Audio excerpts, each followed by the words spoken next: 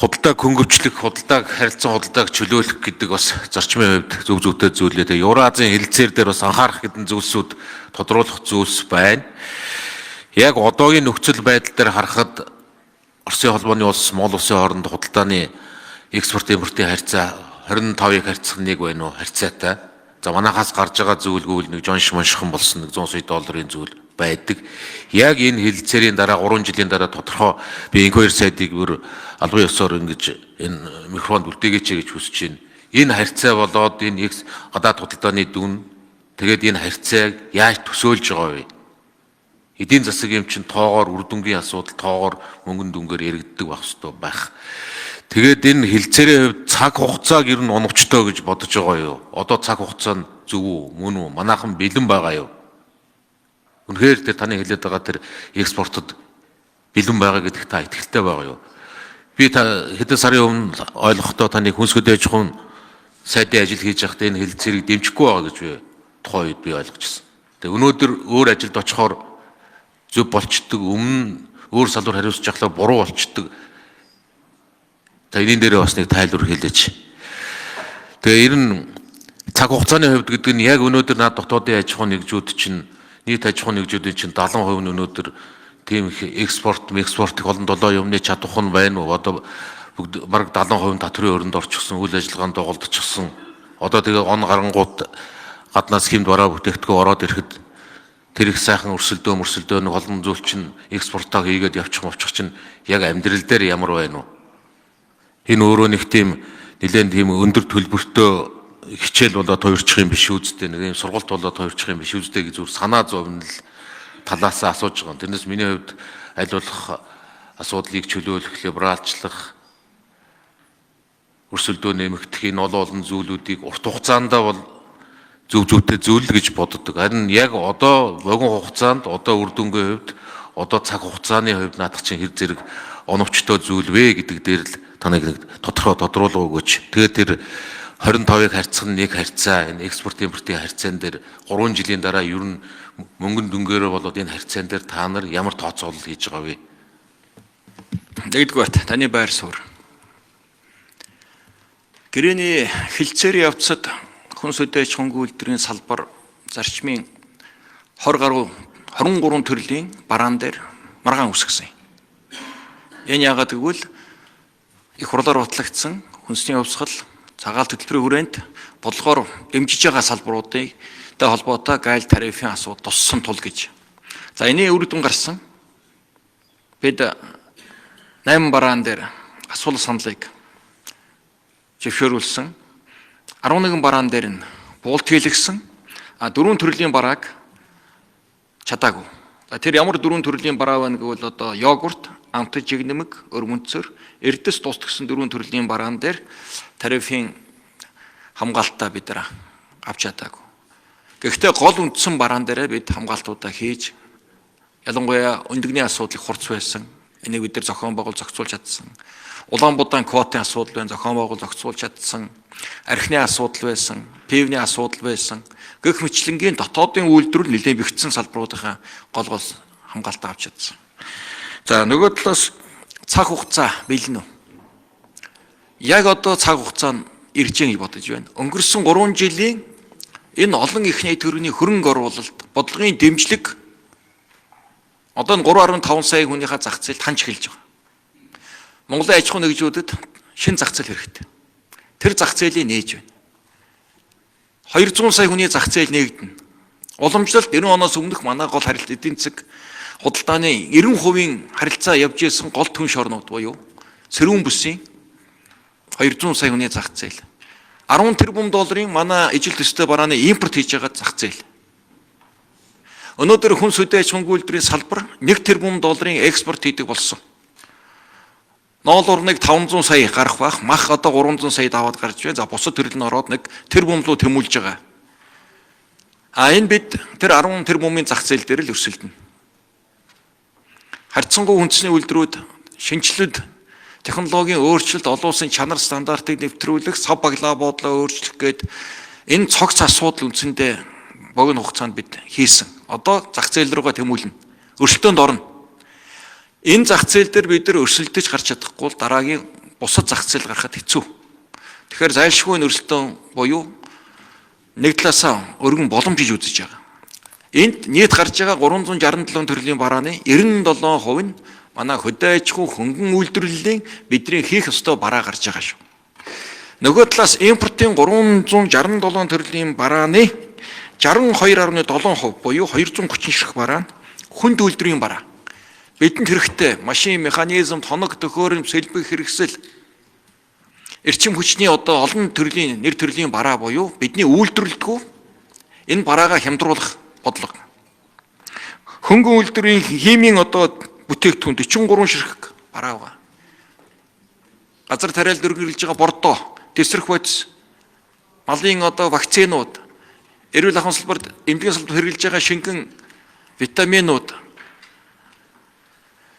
За тэгээд Монгол улсад үйлдвэрлэдэггүй өтгөг нөлөөлж байгаа бараануудыг нийлэн харуулж өгсөн.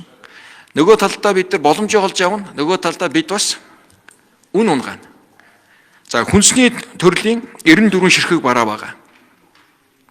За ийм л өрсөлдөөн болно. 94 төрлийн бараа нь Монголд тарьдаг, ургуулдаг, бий болдгоо одоо 9 чихэр мэтийн ийм бараануудад бид зах зээлээ тавьж өгнө. Ингэснээр барааны сонголт нэмэгдэн, үнийн өсөлт багасна, инфляц буурна. Ажууд За зөвтгөрлөлийн шүүн тодруулъя. Тэр 25-ыг харьцах нэг харьцаа буюу 2.5 тэрбум долларын гадаад худалдаа маань хэд болж өсөх юм бэ? Энээс энэ 25-ыг харьцах нэг харьцаа маань яаж өөрчлөгдөх юм бэ гэдэг дээр та 3 жилийн дараах тодорхой таамаглал, тодорхой тоог нэгдүгüүрт нь хэлж өгөөч. Хоёрдугаарт нь нэмээд энэ 5 улс дотроос яг манайтай ингээд Оросын улсоос Казахстан, Беларусь, Киргиз, Армен гэхээр за ойролцоо нь бараг л Киргиз, Армен хоёр байх шиг байна л да. Ер нь энэ Киргиз, Армен улсууд энэ хилцээрт нэгдснээрээ ямар үр дүнтэй бодит үнэлгээ гүйцэтгэл нь ямар байдаг, анх орохдоо ямар байсан, одоо энэ нөхцөл байдал дээр энэ улсууд, энэ улсын бизнес эрхлэгчид, энэ улсын экспорт яг ямар үр дүнтэй байдаг гэсэн үнэлгээ дүгнэлт гарсан байдгийн бол Тэр бүтээгдэхүүн болгон дээр нь өсөлтийн тоо хэмжээг тавьсан байгаа шүү дээ. Тэр слайд яригдах л та. Ажлын хэсгээс батгүй дарга. Тэр GTAP шинжилгээгээд эдийн засгийн өсөлтийн бүгдийг хэмжээ үзтээ. Бүтээгдэхүүн болгон дээр. Тэр тоонуудыг хэлэлтэй. За эдийн засгийн хөгжлийн яамны төрийн нэрийн бичгэн дээр багтах уу? Зохицуулах гишүүний асуултанд хариулъя. За энэ GTAP гэдэг худалдааны одоо энэ хилцээр байгуулах үед бүх олон улсын одоо хилцээ хийж байгаа багууд эрдэмтэн судлаач ашигладаг загвар байгаа. Эний хамгийн сүүлийн үеийн датагаар дэлхийн 160 гаруй улс орнуудын хоорондын экспорт импортын нэг төлөвөөс нөгөө төлөвд шилжиж байгаа дэр манай энэ одоо худалдааны нөлөөллийг тооцсон байгаа.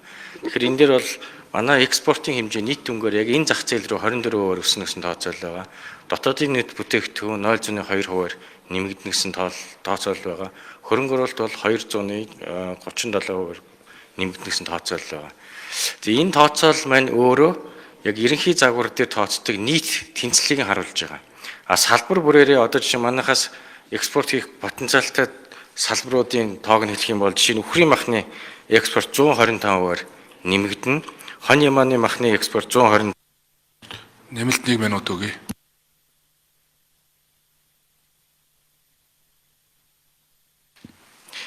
Арсан гар цүнх үүрэгчийн экспорт жишээ нь 152%-аар нэмэгдэнэ гэдэг ийм төсөөллөд өөрчлөлтийнх нь таамаглууд гарч ирдэг. А энэ бол цэвэр одоо загвар дээр хийж байгаа тооцоол. Яг цаана бол хөрөнгө оруулалт нэмэгдээд хөрөнгө оруулалтыг дагсан одоо шинэ технологи, ноу-хау орж ирнэ. Одоо олон улсын зах зээлдээ тэнцсэн стандарт нь нийцсэн ажлууд хийгдэнэ. Дотоодын одоо хийгдээгүй байгаа мал аж ахуйг эрүүлжүүлэх, вакцинжуулах, одоо ургамал хорио цэрийн асуудлыг шийдвэрлэх, гайлын хүндрэлийг шийдвэрлэх, дээр нь нэмээд жижиг дунд бизнесийг дэмжих 6,000 евроогоос доош худалдаа хийж байгаа тохиолдолд татваргүй шууд гаргах. За дээр нь нэмээд бас гарал үүслийн гэрчлэгийг 1 жилийн дотор нөхөж олгох, хилээр гарсан тохиолдолд одоо 4 цагийн дотор асуудлыг шийдвэрлэх гэдэг маш олон арга хэмжээ зэрэг явагдаж байгаа учраас энэ загвар тусгагдаагүй үр дүнгууд гарч ирнэ. А дээр нь тэгээд хувийн хвшил маань өөрсдөө борлуулалт, маркетинг, одоо худалдаа авах талтыг хийж арилжааны нөхцөлөө өөрсдөө хамгийн сайн хийдэг. Энэ тал дээр анхаарч ажиллах юм бол энэ Тий. За энэ хоёр сайд хариулъя. За бид энэ Евразийн холбооны гишүүн 5 орнтой доорх байдлаар бид нар 24 оны байдлаар гадаад худалдаанд харилцаанд орсон. За Армени улсаас бид 12 төрлийн бараа импортлж байна. Беларусь улсаас 92 төрлийн бараа импортлж байна. Казахстан улсаас 99 төрлийн бараа импортлж байна. Кыргыз улсаас 27 төрлийн бараа импортлж байна. Оросын холбооны улсаас 306 төрлийн бараа импортлж байгаа. Ийм эдийн засгийн харилцаанд орж байна. За хөрөх хүрдэн манай дотоодын үйлдвэрүүд ялангуяа хөдөө аж ахуй хөнгөн үйлдвэр дээр манай гарч байгаа барааны 97% нь чиглэж байгаа. Буюу бодлогыг үргэлжлүүлэх. Манай экспорт 42-оос 152%-аар энэ салбарын экспорт нэмэгдэнэ гэсэн үг. Экспорт 24.1% нэмэгдэнэ гэсэн үг. Энийгээ дагаад хөрөнгө оруулалт 2.57%-аар нэмэгдэнэ гэсэн үг. Ийм л тоонууд байна.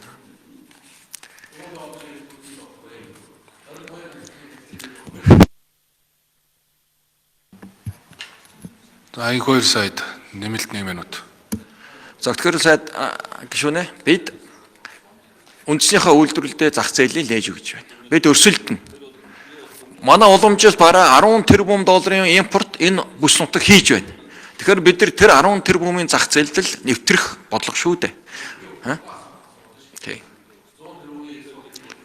Энийг аль бол халдагдлгүй болохын тулд Монгол улс сорж байгаа. Гол хөгжлийн бодлого маань энэ шүү дээ. Аюулгүй байдлын бодлого маань энэ шүү дээ. Тэр та бизнес хийдэг хүн тийм үү? Үйлдвэрлэл явуулдаг хүн.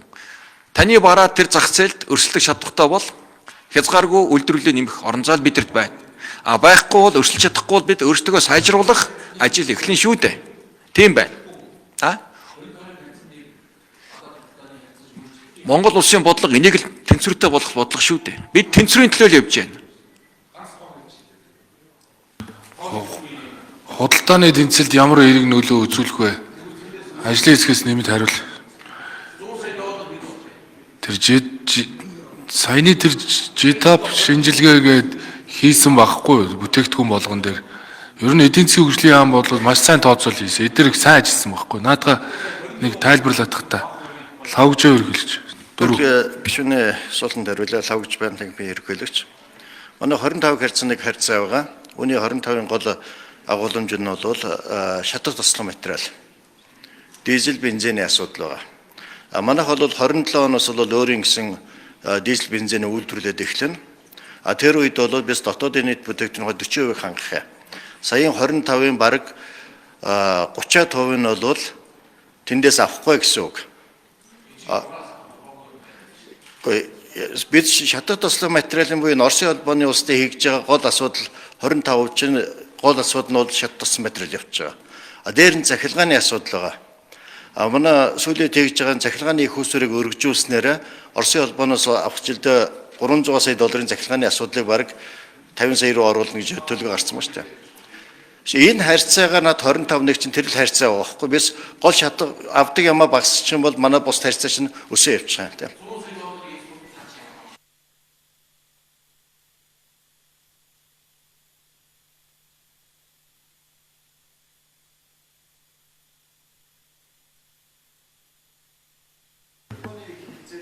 За дөрөвдүгээр микрофон. Тийм. Японы хэлцээр чинь 60 40 байхгүй. Одоо тэгээд тэр чинь бол 96 4 гэсэн харьцаа байгаа шүү дээ. Тэгэхдээ тухайн үед манай яажсэн 40 сая Америк доллар болсон байгаа. Тийм.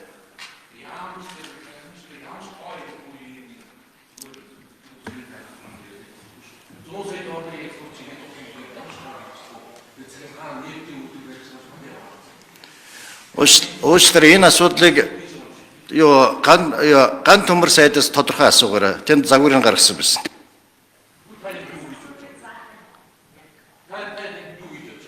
За ажлын хэсгээс хариулъя. Нэмж хариулах уу? 24.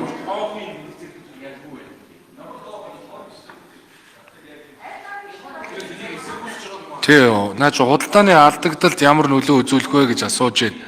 Төрүүн болвол чи хоёр өөр асуудал ярьж шít. Тэр нөгөө гарал үүслийн дөрөн бол тусдаа тэр 60 40 За худалдаанд ямар алдагдлалд ямар одоо өөрчлөлт өгөх вэ гэдэг. Экспорт жил бүр одоо хэдэн хувиар өсөх вэ гэдэг байна шүү дээ. Тийм биз дээ. Тэгэхээр тэр саяны тэр шинжилгээнүүдээ хэлэлтэй. Чи 24 бүлөө 23 хувиар жил болгоо экспорт 24 хувиар нэмэгдэнэ гэж тооцсон биз дээ. Батгүй. Нэг ярил та 4-р микрофон.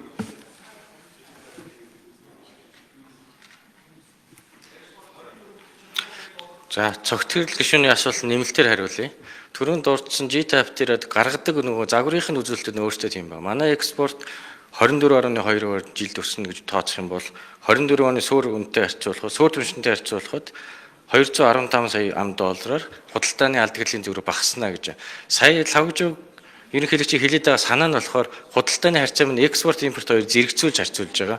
Импортын гол одоо 2.8 тэрбум долларын импортын 2.2 нь бензин, дизелгээ шатах тослох материал байгаа. Энэ бол өөрөө бас эдийн засгийн өсөлтийг дагаад өсдөг тийм үзүүлэлт байгаа. Хөдөө аж ахуй, уул уурхай салбарын өсөлтийг дагаад хэрэглэгддэг материал юм аа. Тэгэхээр энэ асуудлаа одоо газрын тосны бүтээгдэхүүнийг дотооддоо үйлдвэрлэдэг болоод энэ үйлдвэр маань ашиглалтанд ороод дотоодоос 50% дизелийг ашиглах юм бол энэ харьцаа дахиад сайжирнаа. Евразийн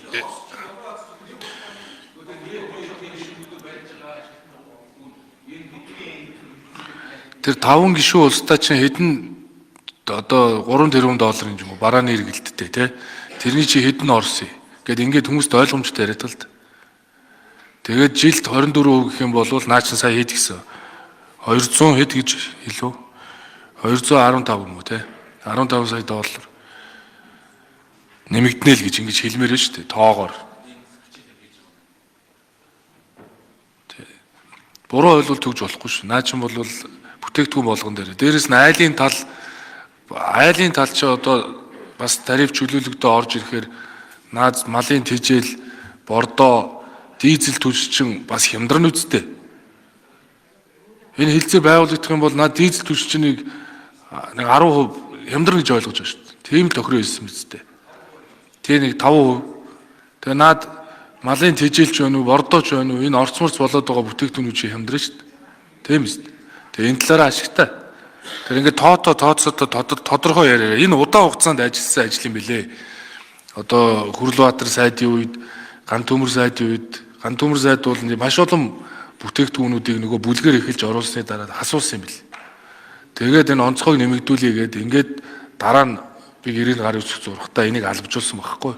Тэгээ ингээд одоо энх хоёр сайд бол хөдөө аж ахуйн сайд байсан учраас хэрэгжилтэн дээр би илүү амттай бас хэрэгжих болов гэж бодоод байгаа. Яг энэ салбарын сайд байсан учраас. Тэгжил яриад байна шүү дээ. Цогтгөрл шүү. Яг л бодтой юм. Одоо ингээд тоогоор ярина шүү. Яг саянэр шиг. За цагаагүйгийн за 4-р микрофон дээр Батгуу дарга нэмэлт 1 минут. Тодорхой хэл.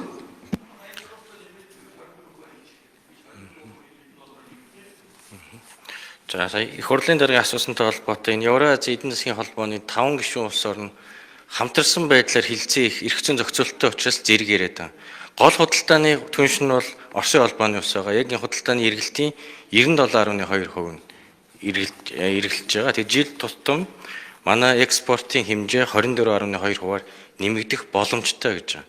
Энэ боломжийг хангахын тулд дотооддоо бол 11 чиглэлээр 95 зүйл заалттай засгийн газар дотоодын яам агентлагууд холбогдох мэргэжлийн байгууллагуудын одоо шийдвэрлэх ёстой асуудлыг заасан бэлтгэл ажлын төлөвлөгөө гаргаад ажиллаж байгаа. Мөн одоо айлын талтаа хамтарсан ийм төлөвлөгөө гаргахаар тохиролцоод 2-7 хоног тутам цахимаар хуралдаад ажиллаж байна. Сая дурдсан одоо импортоор оруулах боломжтой бараа бүтээгдэхүүний гайлын импортын татврын зөргөөс дотоодын инфляцид эргээр нөлөөлнө. Үйлдвэрлэлээ болж байгаа. За сая төсвийн хүрээг хүртэл боловсруулахад Евразийн хэлцээр байгуулагдвал гэж төсвийн төсөөлөлт төр тодорхой нэг хувиар эдийн засгийн өсөлт нөлөөлнө гэж тооцсон шүү. Хөдөө аж ахуй яамд бас тодорхой үүргүүдтэй. Энд хүрэхгүй бол тэр тооцсон эдийн засгийн өсөлт байхгүй шүү. Тийм учраас л энэ хөдөө аж ахуйн яам өөрсдөө энэ асуудалд анхаарах ёстой гэдэг байгаа байхгүй юу? Хэрэгжилтээс гол асуудал нь шалтгаална.